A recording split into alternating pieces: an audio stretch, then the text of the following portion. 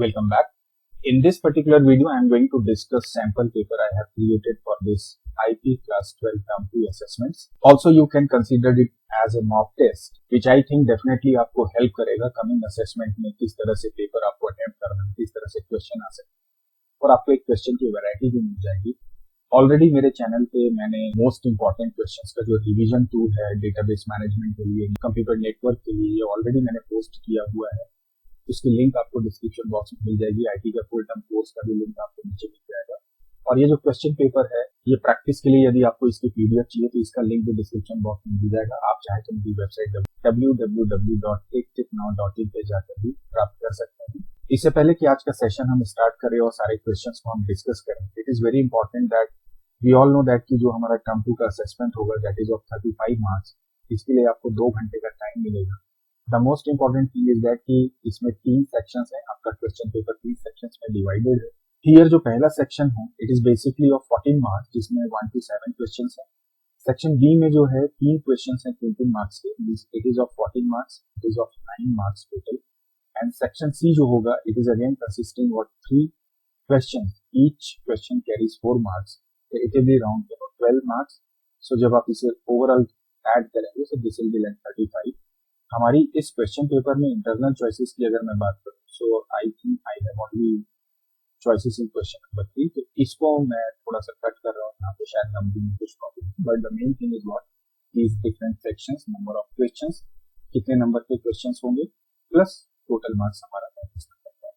Alright, तो without wasting time पहला question हम देखते हैं. सबसे पहले हम सेक्शन ए में चलते हैं. यहाँ पर हम एक एक करके क्वेश्चन देखते हैं. नाउ सेक्शन ए में the question number 1 is asking that identify this topology shown below. Write 2 advantages of this topology. It carries 2 marks. Now, if you see it minutely, it is basically, you can say, kind of tree topology. It's a hierarchical topology basically. So the answer would be what? Tree topology. जहां तक इसके advantages की बात है, we all know that कि जो tree topology होती है, it is best suitable for large area network. Similarly, it is flexible in nature because अगर इसका लोअर नोड कभी किसी में प्रॉब्लम आ जाए तो इसका मतलब ये नहीं है कि पूरा नेटवर्क डाउन हो जाएगा. साथ ही साथ जो इसकी सिक्योरिटी होती है that is also very good. So अगर इसके एडवांटेज को समराइज करने की बात करें, so you can see here it is most suitable for large network. This is first point. The second, failure of any node does not affect network communication. And as I said, it is flexible network because new node can be added easily without interrupting whole network. And as well as it provide what highly secured network. So these are the some points. ये sample paper का solution भी मैं आपको अपनी website पे डाल दूंगा. As I said, जो सैंपल पेपर होगा उसके साथ में ये सॉल्यूशन भी इंक्लूडेड होगा. Now the next question is saying while sending an email to number of users, we want that a particular recipient is able to see only the sender's email ID and not the other's recipient. Where should we write email of such recipients? अब आप एक email send कर रहे हो जिसमें आपको suppose 10 लोगों को ईमेल सेंड करना है और आप ये चाहते हो कि जो भी रिसीवर हो उसको बाकी 9 लोगों का ईमेल एड्रेस दिखे ना, उसको पता ना चले कि ये दूसरे लोगों को भी ईमेल गया है. We all know that there is 2 section, there is CC section and there is BCC section. So अगर आप 2 में करते हो तो 1 का देते हो.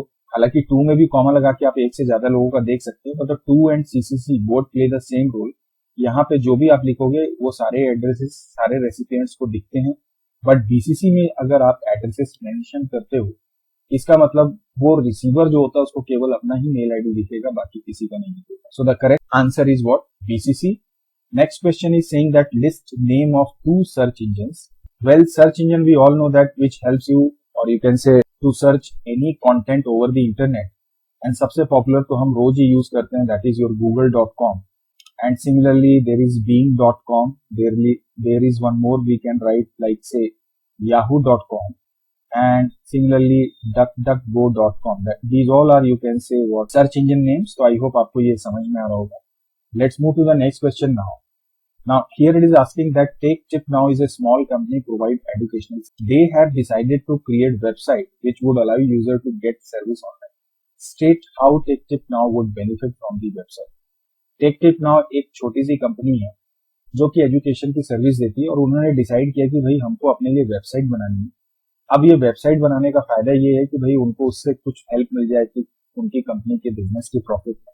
तो हेल्प वेबसाइट कैसे हेल्प करता है किसी भी ऑर्गेनाइजेशन। हम जानते हैं कि जब आप वेबसाइट बनाते हैं तो आपकी सोशल रीच बढ़ती है, आपका जो कॉन्टैक्ट एड्रेस होता है वो डायरेक्टली अवेलेबल होता है कंज्यूमर को या कस्टमर को, तो वो डायरेक्टली आपको कॉन्टैक्ट कर सकते हैं। तीसरी बात ये कि जो आपको एडवर्टीजमेंट करनी है उसके लिए जो आप ह्यूज हैवी अमाउंट के पेमेंट्स करते हैं एडवर्टाइजर्स को, वो आपको करने की जरूरत नहीं है, क्योंकि वेबसाइट जो होती है वो एक सस्ता साधन होता है एडवर्टीजमेंट करने का। और उसी तरह से वेबसाइट अगर आप डेवलप करते हैं तो ऑब्वियसली उसका जो कंट्रोल होता है वो भी पूरा आपके पास रहता है कि उसका डिजाइन कैसा होगा, किस समय कौन सा कंटेंट चेंज करना है, कौन सा कंटेंट आपको डिस्प्ले करना है किस पर्टिकुलर यूजर को। तो इस तरह के तमाम एडवांटेजेस हमें मिलते हैं यदि आप वेबसाइट बनाते हैं। इसको मैंने शॉर्टलिस्ट किया है, वो आंसर आपको मैं प्रेजेंट कर देता हूं। So you can see these are the points like as I said, you can clearly showcase your product and services using website. Website is a great place to make your contact information easily available to potential customers. Similarly, a website can help small businesses increase flexibility, control, branding, and credibility, as I said. And also, it helps you to reach more people locally or outside of your region. So, these are some important points. Let's move to the next question. Now, यहाँ पर आपको इस question में दो options हैं. Now, the second is saying that Seema had been asked to develop a website for the company where she is working. She designated a website using HTML beautifully and now wants to make it live on the internet. And to do so, she needs to host it, but she is not able to. Help her to know what are the steps she should follow to host a website. Now, सीमा ने एक website develop की है अपनी company के लिए और इसके लिए उसने HTML की हेल्प की। Now, वेबसाइट बनाने के बाद में उसको प्रॉब्लम ये आ रही कि जब उसको लाइव करना चाहती है इंटरनेट पे तो उसको उसके लिए होस्टिंग करनी पड़ी। अब उसको होस्टिंग की कोई जानकारी नहीं है, तो आपको ये बताना है कि अगर किसी वेबसाइट को होस्ट करना है तो उसके लिए क्या क्या स्टेप्स आपको फॉलो करना है। देखिए, जब आप किसी भी वेबसाइट को बनाते हैं तो इसमें दो चीजें होती है। एक तो होता है आपका जो डोमेन नेम है, दूसरा होता है आपको चाहिए रहता है वेब स्पेस, जो कि आपको कहाँ मिलता है, आपके सर्वर में। इसका मतलब पहले तो आप अपनी किसी भी डोमेन नेम सर्विस प्रोवाइडर जैसे GoDaddy है, वहां जाकर आप अपनी कंपनी के लिए डोमेन परचेस करते हैं। जैसे आपने डोमेन परचेस किया www.taketipnow.in एंड इसके बाद में ये परचेस करने के बाद आप किसी कंपनी या जो भी कंपनी जो आपको वेब होस्टिंग की सर्विसेज अवेलेबल कराती है उससे कनेक्ट करते हैं। वहां जाके आप वेब स्पेस जो है वो परचेस करते हैं। जब आप वेब परचेस कर रहे हैं मतलब जिस कंपनी से आप परचेस कर रहे हैं उसे हम वेब होस्टिंग कंपनी के नाम से जानते हैं, राइट। नाउ आपने डोमेन बुक किया, वेब स्पेस परचेस किया, इसके बाद में आप अपने डोमेन नेम को इस वेब स्पेस के एड्रेस मतलब जो वेब सर्वर है उसके आईपी एड्रेस के साथ क्या कर देते हैं, मैपिंग कर देते हैं। मैपिंग करने के बाद जो आपने वेबसाइट बनाई है उसको अपने वेब स्पेस में जो ऑर्गेनाइज एक स्पेसिफिक फोल्डर होता है वहां जाके आपको इसको अपलोड करना होता है और आपकी वेबसाइट जो होती है वो इंटरनेट पे लाइव हो जाती है। These are the some basic common steps you can say to host a website. इसको भी मैंने जो है पॉइंट आउट किया हुआ है आपके लिए, उसे भी मैं आपको प्रेजेंट कर देता हूँ। So as you can see in your screen, first you identify your domain name and domain name service provider, then select web hosting service provider and get space there. You have to purchase it or you can get also free. Then create login and appropriate right in web server. उसके बाद वहां पे आपको अपना obviously login credential बनाना पड़ता है। Then as I said कि जो वेब सर्वर है उसके साथ में डोमेन नेम को लिंक कराना पड़ेगा, क्योंकि आपका जो डाटा है वो कहाँ पे वेब सर्वर में, और यूजर जब आपके वेबसाइट को ओपन करेगा तो उसके लिए मदद लेगा वो आपके डोमेन नेम का। तो इसमें क्या होगा कि जब वो www.taketipnow.in को ओपन करेगा तो वो उस taketipnow.in से जो आपकी रिक्वेस्ट है वो रिडायरेक्ट होगी वेब सर्वर पे, और इसके लिए क्या होता है इन दोनों का आपस में कनेक्शन होना जरूरी होता है, इसलिए हम मैपिंग करते हैं विथ इट्स आईपी एड्रेस। और ये हो जाने के बाद तो ऑब्वियसली जब आप अपनी फाइल को क्या करते हैं अपनी वेबसाइट पे अपलोड कर देते हैं और इंटरनेट पे आपका वेबसाइट जो है वो लाइव हो जाता है। The next question is, it is saying that write the purpose of following SQL functions, the date function and what your day function. Date function shows you current date and one more thing is there that it is shown as year, month and date format. And there is a function known as what now function. Remember that कि जब आप now देखेंगे तो now क्या करता है, current date के साथ उसका टाइम भी आपको प्रेजेंट करता है, लेकिन डेट फंक्शन जो होता है वो सिर्फ करंट डेट डिस्प्ले करता है। अगर आप डे फंक्शन की बात करें तो किसी भी डेट के डेट पार्ट को एज ए नंबर रिटर्न करना है। जैसे अगर मैंने लिखा 220 I mean 2020, then when I read dash 12 dash 13, इसको आपने पास कर दिया किस फंक्शन में, हमारे डे फंक्शन में। तो जब ये आंसर रिटर्न करेगा तो this will show you only 13, so it means that it returns day as a number of given day. So this is how we can get the answer of this question. Let's move to the next question now. Here it is saying that predict the output of the following queries. The first is saying select round 3427.34 comma minus 3. Now when you notice this question, you can see that round करने बोला है लेकिन -3 से बोल दिया. So what will be the result? Now see what happens.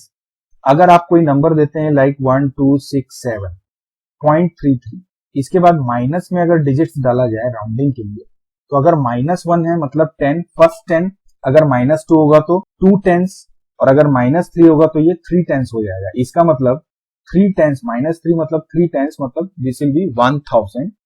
तो इसका मतलब राउंड करो 1000 के अराउंड, तो 3427 का जो नियरेस्ट 1000 फिगर होगा this will be your 3000। Why I am saying 3000 nearest? Because it is less than the remaining part. This 427 is actually less than what your 500. अगर ये 3627 होता या 3527 होता तो इसका जो नियरेस्ट 1000 होता वो हो जाता है हमारा 4000। लेकिन फिलहाल -3 की वजह से जो नियरेस्ट 1000 इस फिगर 3427.34 के लिए है, दैट इज योर 3000। तो ये जो आंसर रिटर्न करेगा this will be your 3000। So this is how we can get the answer. The next question is saying select sub str 71834.65, 4, 2। What this sub str function does actually, ये किसी भी given string का सब string part को access करता है। इसमें आप पहले स्ट्रिंग डालते हैं, कौन सी पोजीशन से स्ट्रिंग का सब स्ट्रिंग को एक्सेस करना है, स्टार्टिंग कहां से करना है वो बताते हैं। टोटल नंबर ऑफ कैरेक्टर्स आपके सब स्ट्रिंग में क्या रहते हैं वो थर्ड आर्गुमेंट होता है। नाउ यहां पर क्या होगा कि चूंकि हमने नंबर पास किया तो this will be taken as a string for this by this sub str function. So 71834.65 का fourth position if you notice, so this will be your 3, and ये बोल रहा है 2 character, so 3 and 4 will be the characters written by the sub str। So the answer will be like 34. So this is how we can get the answer of this question. I hope आपको ये समझ में आ रहा होगा। अगले question की ओर बढ़ते हैं। Now here it is saying that list 2 differences between single row function and multiple row function. आपकी जानकारी के लिए मैं बता दूं कि ऑलरेडी मैंने जो most important questions database using SQL के लिए आपके लिए जो बनाया था उसमें भी मैंने इसको डिस्कस किया है। आईटी का जो फुल कोर्स का वीडियो है उसमें भी मैंने इसे डिस्कस किया है, तो वहां से जाके आप रेफरेंस में ले सकते हैं। और आई होप अगर आपने उन वीडियोस को देखा होगा तो इसके डिफरेंस को भी आप जानते ही होंगे। वेल मैं फिर से चूंकि एक क्वेश्चन यहाँ पे आया तो मैं आपको डिफाइन कर दूं इनके बीच के डिफरेंसेस को। दैट सिंगल रो फंक्शन होता है वो बेसिकली क्या है, सपोज ये सिंगल रो फंक्शन है, यहाँ पे जितनी भी रोज आप पास करते हो उनको सबको इंडिविजुअली या ऑपरेट करके उतने ही नंबर ऑफ रोज को आपको क्या करता है, रिटर्न करता है, या फिल्टर करके कंडीशन के अकॉर्डिंग हो सकता है कम भी हो जाए, लेकिन ये हर एक रो को ट्रीट करता है। मल्टीपल रो फंक्शन में क्या होता है, ये सारी रोज को लेगा, उनको कंबाइन करके सिंगल रो में क्या करता है, आंसर को रिटर्न करता है। This is the purpose of this multiple. इनके बीच के डिफरेंसेस को भी मैंने टेबुलर फॉर्म में आपके लिए रेडी किया है, चलिए वो भी प्रेजेंट कर देता हूं। So as you can see in your screen now that single row function is basically what it works with the single record at a time, जबकि जो मल्टीपल रो फंक्शन होता है it works on group of records at a time. Similarly ये single row जो function होता है it return single result for each record as I said, और multiple row function क्या करता है, वो सिंगल रिजल्ट रिटर्न करता है ग्रुप ऑफ रिकॉर्ड्स के लिए। दिस सेकंड मैंने 2 एक्स्ट्रा और डाल दिए जो आपके रेफरेंस के लिए काम आएंगे। दैट सिंगल रो फंक्शन को आप सेलेक्ट स्टेटमेंट के साथ यूज कर सकते हो, वेयर क्लॉज के साथ यूज कर सकते हो, ऑर्डर बाय क्लॉज के साथ यूज कर सकते हो, जबकि मल्टीपल रो फंक्शन का इस्तेमाल सिर्फ सेलेक्ट के साथ किया जाता है। हालांकि यहाँ पे ग्रुप बाय क्लॉज को भी आप कंसीडर कर सकते हो जहां पे मल्टीपल या एग्रीगेट फंक्शन का इस्तेमाल किया जाता है। नाउ सिंगल रो में आपके जो मैथमेटिकल फंक्शंस हैं, स्ट्रिंग फंक्शंस हैं, डेट फंक्शंस हैं, ये सारे सिंगल रो फंक्शंस होते हैं। एग्रीगेट फंक्शंस को मल्टीपल रो फंक्शंस के नाम से जाना जाता है, इसको आप ध्यान रखेंगे। So this is how we can get the differences. Let's move to the next question. Now here it is saying that Babua has created the following table to store the records. अब ये हमारा एक table बना हुआ है bye the name of load. इस table की basis पे ये क्वेरीज आपको डेवलप करनी है। First is saying that count different type of loan the bank is offering. It is saying that different type of loan bank is offering. Different type of loan मतलब according to loan types you have to count कितने लोगों ने loan लिया. तो obviously अगर आप इसकी query note करेंगे तो सबसे पहले लेंगे सेलेक्ट, आप लेंगे काउंट मेथड, इसके ब्रैकेट में जाके आप किसी भी फील्ड को ले सकते हैं, जैसे मैंने लिया अकाउंट नंबर, आप अकाउंट नेम भी ले सकते हैं, एंड इसके बाद में आप कॉमा लगाएंगे क्योंकि हमें लोन टाइप के अकॉर्डिंग इसको कैटेगराइज करना है. तो अगर आप लोन टाइप डिस्प्ले करना चाहते हैं दैट्स ओके, अदरवाइज सिर्फ काउंट करके आंसर रिटर्न कर सकते हैं. इसके बाद आप अपने टेबल का नाम देंगे दैट इज योर लोन. इसके बाद में आपको यहाँ पे बोलना पड़ेगा ग्रुप बाई करो आप लोन टाइप. जैसे आप इतना लिख देंगे और इस क्वेरी को एग्जीक्यूट करेंगे आपका आंसर आपकी स्क्रीन पे डिस्प्ले हो जाएगा. So this is how we can get the answer of this. Second is saying that display average interest rate of auto loan, मतलब जो लोन टाइप ऑटो है केवल उसका एवरेज निकालना है. तो again it is quite easy, like you can write select average. किसका average निकालना है आपको? इंटरेस्ट का. So you can write interest, then you can write table name that is from loan, and you can again set this condition where loan type equal to what your auto and put this semicolon, and जब आप इस query को execute करेंगे you will get the answer. So ये मैं आपको reference के लिए इसका सॉल्यूशन भी दिखा देता हूँ. You all can see here I have written this select loan type count account name. यहाँ पे मैंने अकाउंट नेम ले लिया अकाउंट नंबर की जगह से. This is the query and select average interest from loan where loan type equal to what. So this is how we can get. Let's move to the next question now. Now we are in section B और इसमें total 3 question है और तीनों ही question 3 नंबर. पहले question में बढ़ते हैं. This is question number 8 actually. Predict the output of following commands. Select right then www.taketipnow.in, 6. Right is a method, it is a text method जो राइट साइड से कैरेक्टर्स को आपको एक्सेस करने में मदद करता है, फिल्टर करने में मदद करता है किसी भी गिवन स्ट्रिंग के.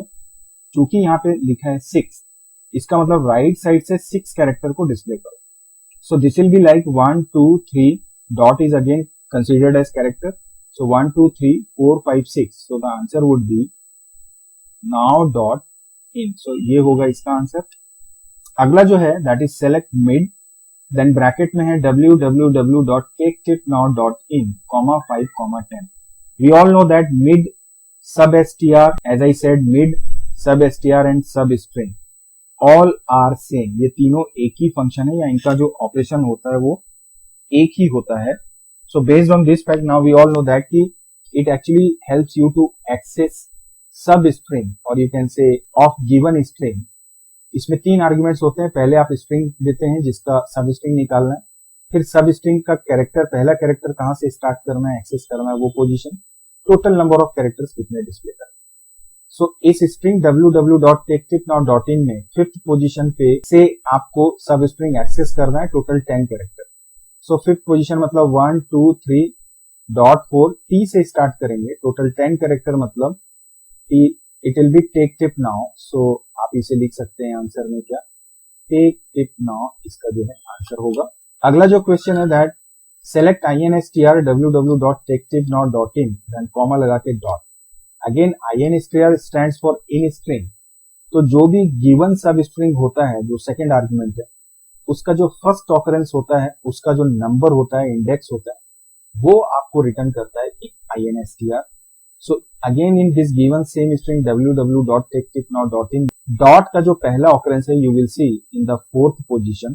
सो you can say answer will be 4. This is how we can. तो ये तो हुआ हमारा ये क्वेश्चन, और इसी में सेकंड ऑप्शन आपको दिया हुआ है कि अगर ये नहीं तो ये बनाएंगे. ये हमारा एक टेबल है सप्लायर, इसमें SID और SN नेम दिया हुआ है. इसकी बेसिस पे हमको ये टास्क परफॉर्म करनी है. First is saying that display first 3 characters in capital form of supplier name. तो first 3 characters in capital form. So obviously you will start writing with select. you have to display in capital letters. So there is a method called upper. Then inside this bracket, because ये बोल रहा है कि first 3 character, so there is a method we all know is by the name of write, जो कि left side के सारे character, मतलब फर्स्ट 3 कैरेक्टर का मतलब लेफ्ट साइड के कैरेक्टर्स लेने हैं. तो हमने बोला कि राइट साइड से फर्स्ट 3 कैरेक्टर को आप डिस्प्ले करो, तो हम एस नेम ले लेंगे, ब्रैकेट क्लोज करेंगे. तो सेलेक्ट अपर, ब्रैकेट में राइट, 3, सॉरी मुझे यहाँ पे कॉमा 3 देना है क्योंकि यहाँ पे फर्स्ट 3 कैरेक्टर करना है, सो मैं इसे इरेज करके लिख देता हूँ, comma 3, then close this bracket and the name of table that is my supplier, this put semicolon. जब आप इस क्वेरी को एग्जीक्यूट करेंगे you will get the answer for this question. The second is asking display position of E of supplier name, position of E. Now as I said, INSTR is method which actually used to return the index position of given string or you can say substring from a string. So इसके लिए जो query होगी this will be like select, because हमें लिखना है INSTR, हमारे table का नाम है sname, पोजीशन में हमें क्या सर्च करना है e को, तो कॉमा लगा के आप e डाल देंगे, then you just give from the name of table again, this is again supplier, put this semicolon। जब आप इसे एग्जीक्यूट करेंगे इस सेकंड क्वेश्चन का आंसर मिल जाएगा। Third is saying that display 2 character from second position और place of supplier name, so here we will take the help of sub str। तो sub str we all know that कि किसी सब string को अगर आपको एक्सट्रैक्ट करना है गिवन स्ट्रिंग से, उसके लिए हमें लेना होता है सब str में हम पास कर देंगे s नेम को, कॉमा लगा के ये बोलता है 2 characters from second position, so from where to start from second and total 2 characters, so again we will write it same। अगर ये 3 कैरेक्टर्स होता तो we write it as 3। I hope आपको ये तीनों आंसर समझ में आए होंगे। Let's move to the next question now. Now here it is saying that while working with aggregate function in MySQL, developers get confused in the following points: why string and date type arguments are not allowed in some functions, how are null values are treated by aggregate functions, and does count and count star give same output when you give appropriate reason for above questions and help developer in creating effective query। Aggregate function के साथ आप work कर रहे हैं तो mostly ये confusion होता है कि क्या हम सम फंक्शन में स्ट्रिंग या डेट टाइप को दे सकते हैं एज एन आर्ग्यूमेंट। सो इसका आंसर होगा no, we can not give string और date type as an argument in sum function because they are not real numbers, तो ऑब्वियसली इनकी कैलकुलेशन नहीं हो सकती, इसलिए सम फंक्शन में ये डालना इनवैलिड होता है। नॉट इनवैलिड, ये वर्क ही नहीं करेगा। So this is the reason. Second is saying that how are null values are treated by aggregate functions। So null value जो होते हैं वो किसी भी aggregate function के द्वारा कंसीडर नहीं किए जाते, वो उनको इग्नोर करते हैं। केवल एक फंक्शन होता है जिसे हम जानते हैं काउंट स्टार के नाम से, वो सिर्फ नल को क्या करता है, कंसीडर करता है और उसकी काउंटिंग कर लेता है। So here it is saying that does count and count star give same output when used? So of course no, because count जो होता है वो नल को इग्नोर करता है, जबकि count star as I said null को काउंट करता है। सो दोनों का आंसर जो होगा वो डिफरेंट होगा। इसका भी जो आंसर है वो मैंने लिखा हुआ है, जो आपको मैंने एक्सप्लेन किया। As you can see here that string and date are not real numbers that we calculate, so sum function is not valid for them. Then how null values are treated? So none of aggregate function take null into consideration except count star. Null is always ignored by the aggregate functions, and count star both display different result because select only one column and count all values excluding null, जबकि count star सारे ही columns को select करता है और सारे rows को क्या करता है, काउंट करके आपको आंसर भी देता है। बढ़ते हैं अगले क्वेश्चन की ओर। Now here it is saying that what is the significance of group by clause in SQL? How having clause further affect the functionality of group by clause? Can we use where and having clause interchangeably with select statement? We all know that कि group by function को हम किसी भी particular table में जिसमें large set of record होते हैं उनकी कैटेगरी वाइज ग्रुपिंग करना या समरी जनरेट के लिए समराइज्ड डेटा जनरेट करने के लिए हम इसका इस्तेमाल करते हैं। ग्रुप बाय के साथ हमेशा एग्रीगेट फंक्शन का हम इस्तेमाल करते हैं, एज आई सेड कैलकुलेशन करके समरी जनरेट करने के लिए। और अगर आप ग्रुप बाय क्लॉज के साथ में हैविंग क्लॉज को जोड़ देते हैं तो जो भी ग्रुप बाय के द्वारा रिजल्ट जनरेट होता है, ग्रुप्ड रिजल्ट, उसको फर्दर हैविंग क्लॉज अपनी दी हुई कंडीशन के आधार पर फिल्टर करता है। तो ये एक प्रकार से पोस्ट फिल्टर का काम करता है, जो फर्दर रिजल्ट को क्या कर देता है, फिल्टर कर देता है। नाउ वेयर क्लॉज और हैविंग क्लॉज को हम इंटरचेंजेबली सेलेक्ट स्टेटमेंट जहां पे ग्रुप बाय भी यूज है के साथ नहीं कर सकते। मतलब आप वेयर की जगह हैविंग को या हैविंग की जगह वेयर को इस्तेमाल नहीं कर सकते। क्यों नहीं कर सकते? बिकॉज वेयर जो होता है वो प्री फिल्टर का काम करता है कि पहले ये इंडिविजुअल रो को लेगा, फिल्टर करके आंसर रिटर्न करेगा या रोज रिटर्न करेगा, हो सकता है यहाँ 10 रोज जाएं और इसमें से ये 6 रो को रिटर्न करें। फिर इसके बाद में ग्रुप बाई क्लॉज आएगा जो ग्रुप रिजल्ट जनरेट करेगा। उस ग्रुप रिजल्ट को जनरेट करने के बाद अगर फर्दर आपको फिल्टर करना है तो हम हैविंग क्लॉज लगाते हैं जो फाइनली आपको आंसर फिल्टर करके देता है। So this is how we can get the answer. इसका जो सॉल्यूशन है that also you can get in the sample paper solution which I have written. You can see here it is used in select statement in combination of aggregate function to group the result. Now combining having clause with group by clause further put condition on group result and filter the record. And as I said कि हम where और having clause को interchangeably use नहीं कर सकते। तो चलिए आगे बढ़ते हैं। So let's move to the section number C. हमारा सेक्शन B हो गया एंड सेक्शन C जो है बेसिकली इसमें भी 3 क्वेश्चंस हैं, तीनों 4 मार्क्स के हैं और ज्यादातर ये कॉम्पिटेंसी बेस्ड होते हैं या केस स्टडी बेस्ड क्वेश्चंस होते हैं। पहला जो क्वेश्चन है मींस क्वेश्चन नंबर 11, आप देखें यहाँ पे स्टोर टेबल बना हुआ है। ये बोलता है right queries for the following, display name of oldest store. Name of oldest store का मतलब क्या हुआ, जिसकी डेट जो है डेट ऑफ ओपनिंग सबसे कम होगी, सबसे पहले होगी। तो इसका मतलब आप जब इसको रन करेंगे तो आप लिखेंगे सेलेक्ट, आपने लिया नेम कॉमा मिनिमम और मिनिमम में आपने डाल दिया date open obviously from your table name that is your store. इसके बाद जब आप इस क्वेरी को एग्जीक्यूट कर देंगे आपको ओल्डेस्ट शॉप का नाम पता चल जाएगा। Second is saying display average sale amount for each city. Now listen me carefully that it is saying that for each city, जब भी ईच कैटेगरी वाइज इस तरह से क्वेश्चन हो तो मतलब ग्रुप बाई लगेगा। तो average sale of amount for each city का मतलब ये हुआ कि सबसे पहले तो आप लिखोगे सेलेक्ट, आपने डाला एवरेज, यहाँ पे डाला हुआ है सेल्स अमाउंट तो आप ले लेंगे sales amount.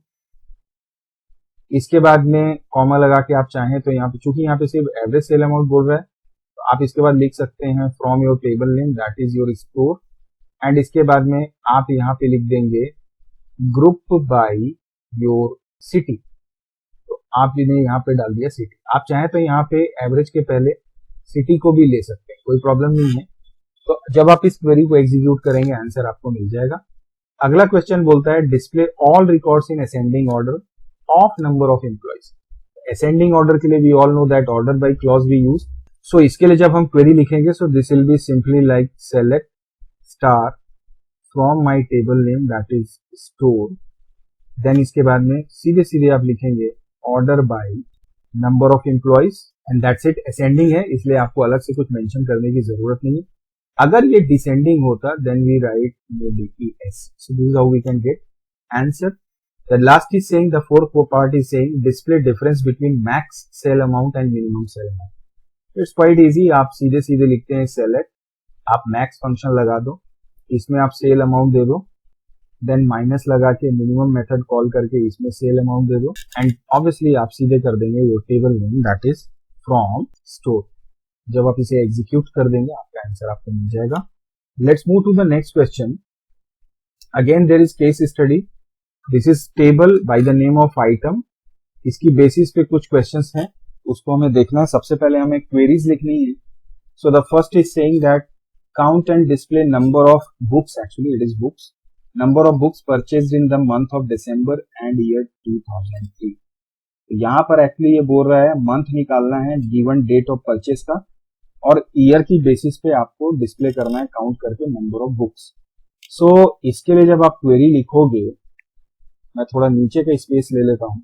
So I will write with select, चूंकि यहाँ पर हमें डिस्प्ले करना है काउंट करके नंबर ऑफ बुक्स, तो यहाँ पर जो फील्ड का नाम है that is my title, count कर दिया हमने, टेबल का नाम दिया आइटम एंड इसके बाद में हम लिखेंगे where.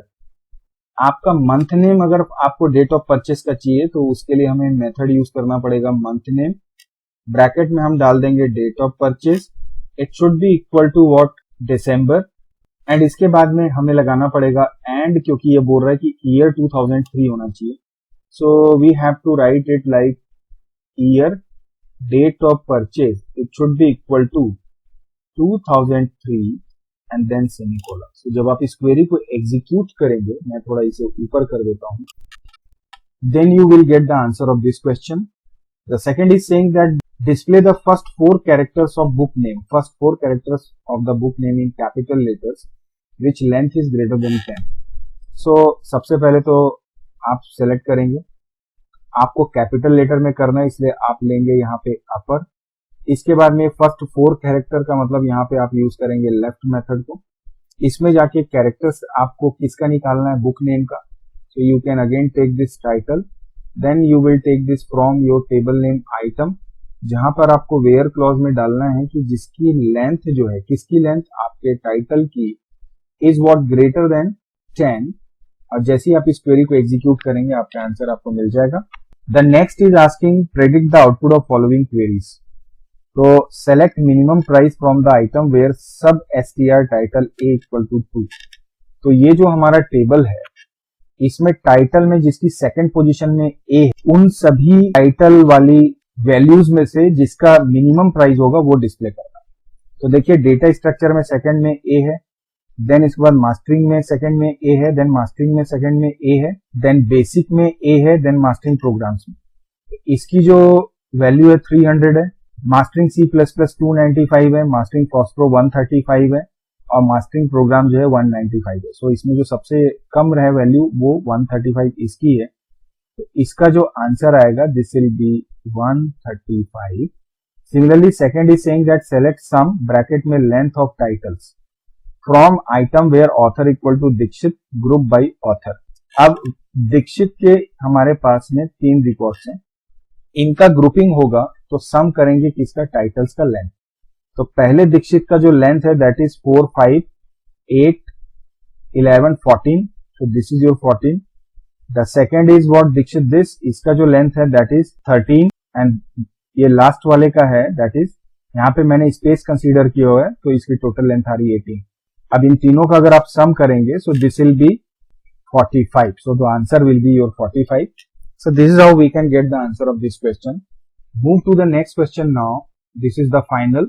It is from Computer Network and it is saying that the TechTip Now Education Service is going to set its new office at Bhopal with 4 blocks as given below. या 4 block हैं A, B, C, D. इनका distance यहाँ पे दिया हुआ है और ये नंबर ऑफ कंप्यूटर्स दिए हुए हैं। इसकी बेसिस पे इनका केबल क्वेश्चन बोलता है कि सबसे पहले तो आप केबल लेआउट बताओ। एज आई सेड, जब भी आप केबल लेआउट बनाओगे सबसे पहले देखो कि डिस्टेंस सबसे कम, केबल का कंजम्पशन कौन सी टोपोलॉजी में कम आ रहा है, अर्थात जो सबसे कॉस्ट इफेक्टिव है। तो यदि ब्लॉक ए से बी का डिस्टेंस देखें तो दिस इज व्हाट 60 मीटर जो चलेगा। अब सी से डी का अगर आप देखते हो तो इट इज अगेन 30 मीटर, ये भी परफेक्ट है। अगर ए से सी का आप डिफरेंस देखो so this is I think 80 meters, तो ये भी एकदम परफेक्ट है। तो टोटल जो आ रहा है ये कितना आ रहा है 170 यू कैन से मीटर। दूसरे तरीके से देखें, जैसे ब्लॉक बी, ब्लॉक सी में सबसे ज्यादा कंप्यूटर्स हैं, मैं इसका कलर चेंज करता हूं। ब्लॉक सी से अगर मैं ये ए को ले लूं तो ये 80 किलोमीटर है। ब्लॉक सी से बी का जो डिस्टेंस है दैट इज 150 मीटर और ब्लॉक सी से डी जो है वो 30 मीटर है। तो आप देखो ये 150 हो गया, मतलब ऑटोमेटिकली ये ज्यादा हो जा रहा है डिस्टेंस। तो बेहतर ये होगा कि इसका जो केबल लेआउट होगा this will be like, this is your A, this is your C, this is your B and this is your D. Colour change कर लेते हैं, A, C, D and your D. So this will be like this. तो ये एक linear you can say topology है, या आप ये बोल सकते हैं कि it's a kind of bus topology, और ये मेरा केबल लेआउट होगा। आई होप आपको ये समझ में आ रहा होगा। अगला क्वेश्चन ये बोलता है कि suggest the most suitable place to house the server. तो मोस्टली हमको मालूम है कि एक ही फंडामेंटल फॉलो करते हैं, सबसे ज्यादा कंप्यूटर कहाँ है। तो सी ब्लॉक में है तो हम यहाँ पे आंसर देंगे सी ब्लॉक में हम सर्वर डाल देंगे। थर्ड क्वेश्चन है कि इनमें से कौन कौन सा पॉइंट कहाँ कहाँ लगेगा। तो पहली चीज तो ये कि यहाँ पर ये 60 मीटर है, 80 मीटर है या 30 मीटर है। तो 60 मीटर 30 मीटर में तो रिपीटर की वैसे तो तीनों में ही जरूरत नहीं पड़ेगी। तो आप लिख सकते हैं कि there is no need to have repeaters, but अपनी सेफ्टी के लिए आप ये डाल दो कि चूंकि 80 मीटर है तो यहाँ पे चूंकि सिग्नल लॉस हो सकता है, then there is a provision we can do for repeater between this A and C block, right? तो ये तो हुई बात हमारे रिपीटर को यूज करने की। और सारे ही ब्लॉक्स में हम क्या करेंगे, हमारे हब या स्विच को प्लेस करेंगे, क्योंकि सब में मोर देन 10 कंप्यूटर्स हैं, तो ऑब्वियसली वहां पे हब या स्विच की हमें जरूरत पड़ेगी। ऑलराइट, अब ऐसे अगर हब और स्विच को भी सेपरेट करना है तो ब्लॉक सी और ब्लॉक बी यहाँ दोनों पर हम स्विच लगा सकते हैं, ब्लॉक ए और डी में हमारा हब से काम चल जाएगा। लेकिन क्वेश्चन में हब और स्विच में से क्या यूज करना ये नहीं बोल रहा है, दोनों में से जो भी आप यूज करो तो वो चारों में यूज होगा। लास्ट क्वेश्चन बोलता है to join the internet the server of network has to connect to. अगर आपको ये पूरे सिस्टम को इंटरनेट से कनेक्ट करना है तो आपको किससे कनेक्ट होना होगा, वर्ल्ड वाइड वेब से, इंटरनेट सर्विस प्रोवाइडर से या वाईफाई से। तो जाहिर सी बात है इंटरनेट से कनेक्ट होना है तो हमें इंटरनेट सर्विस प्रोवाइडर की जरूरत पड़ेगी, इसलिए हम कनेक्ट करेंगे आईएसपी से। वाईफाई एक कम्युनिकेशन सिस्टम है तो उसको वो तो ऑब्वियसली यहाँ पे नहीं होगा। World wide web again is part of internet, जहां से आप जो आपको सारी वेबसाइट्स अवेलेबल कराता है। सो the correct answer is your internet service provider. So this is how you all can practice this sample paper which I have created for you all guys. And as I said कि इसका link description box में मिल जाएगा, वहां से ये PDF आप ले सकते हैं। मैंने अपनी ओर से कोशिश की और मैं उम्मीद करता हूँ कि ये सैंपल पेपर डेफिनेटली आपको हेल्प करेगा कमिंग असेसमेंट में आपको बेहतर तरीके से प्रिपेयर करने। आइए इसी उम्मीद के साथ में आज के सेशन को यहीं पे एंड करते हैं। मिलते हैं नए सेशन में, नए चैप्टर, नए सॉल्यूशन, नए कॉन्सेप्ट के साथ में। Till then, keep practicing, keep learning, and do keep watching my channel. Thank you for watching this video. Bye bye and take care. And please don't forget to like, share and subscribe as well. Thank you.